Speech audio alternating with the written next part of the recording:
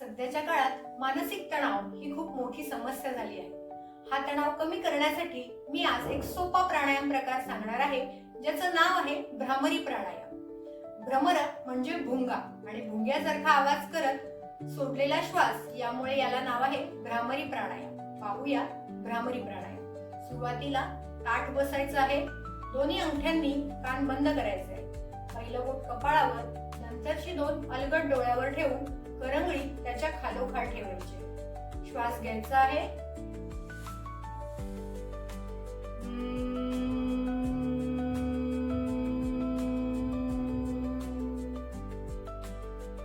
श्वास घेताना 5 अंक मोजायचे आहेत आणि सोडताना 10 अंक मोजायचे आहेत. सोडताना नाकाने श्वास सोडायचा आहे.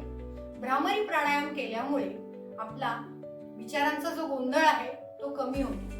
त्यामुळे मन शांत होतं आणि मग तणाव कमी होऊन उच्च रक्तदाब, मधुमेह, निद्रानाश यासारखे आजार आपल्याला टाळता येतात. त्यामुळे दररोज याचा सराव